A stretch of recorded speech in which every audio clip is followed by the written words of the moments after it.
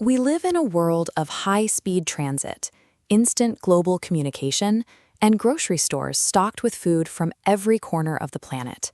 It is easy to fall into a psychological trap called present bias, the assumption that human life has always functioned with this level of speed and connection. Try to strip that away. Imagine a world without a single paved road, no farms to provide a steady harvest, not even the knowledge of how to start a fire. Understanding how we moved from that absolute wilderness to our modern reality is the central mystery of our own story. If you want to find out what happened yesterday, you can check a phone or read a newspaper. But how do we verify what happened thousands of years ago, before anyone alive today was born? For the vast majority of our existence, humans left no written records, no journals, and no text messages to explain their lives. We have to reconstruct that entire story by looking at the physical impact we left on the planet. This is the work of historians and archaeologists. They piece together the narrative of our origins using what remains buried in the earth. They look for specific physical evidence, a discarded coin, an inscription carved into stone, or a shard of pottery found in a layer of silt. By analyzing the chemical signatures in ancient seeds or the wear patterns on stone tools, they can tell us exactly what people ate and how they protected themselves. These objects provide a direct link to the people who used them, allowing us to translate their silent history into a story we can understand. Our first evidence takes us back hundreds of thousands of years to the banks of the Narmada River. The people who lived here were skilled gatherers. They didn't just stumble upon food, they possessed an intimate, detailed understanding of the landscape.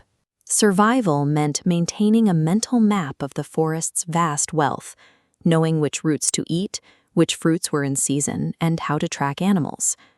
This successful, deep adaptation to the wild was the baseline of human life on the subcontinent for a massive span of our history. Around 8,000 years ago, that baseline began to change. In the Suliman and Kirthar hills of the northwest, and later in the Vindhyas of central India, a new pattern emerged. Humans began the systematic cultivation of wheat and barley, and eventually the first crops of rice. This shift to farming was paired with the taming of animals. People began living alongside sheep, goats, and cattle, protecting the herds that provided them with resources. Because a crop requires months of attention, these families stopped moving with the seasons and settled into the first permanent villages. This transition wasn't a sudden decree from a leader. It was a slow, collective innovation by ordinary people finding new ways to secure their next meal. Over thousands of years, those small hillside settlements expanded into the massive, fertile basins of the Ganga and Sun rivers. These vast river systems provided a surplus of food and a natural network for travel and trade that supported thousands of people in one place. This environmental abundance allowed societies to scale up until they formed powerful kingdoms like Magadha, vast, organized empires that could project power across the region. The journey from isolated gatherer to empire builder was dictated by the river, the soil, and the landscape itself.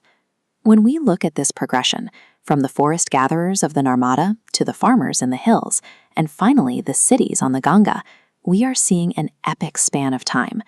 These transitions took place over hundreds of generations. A family might clear one new acre of forest or domesticate one new type of grain in a lifetime. Because the pace was so incremental, the people living through these shifts likely never realized they were part of a movement that was building a new type of society. The most significant shifts in our history are often invisible to those experiencing them, built through the small, daily efforts of people simply trying to improve their lives. Why does it matter that we know about these ancient, ordinary people? Because their lives provide the blueprint for ours. Studying them forces us out of our modern bubble and shows us that there are many different ways to be human. We are simply the latest chapter in a story that began hundreds of thousands of years ago on a riverbank. The world you see around you today was built one small step at a time by the ordinary people who came before you.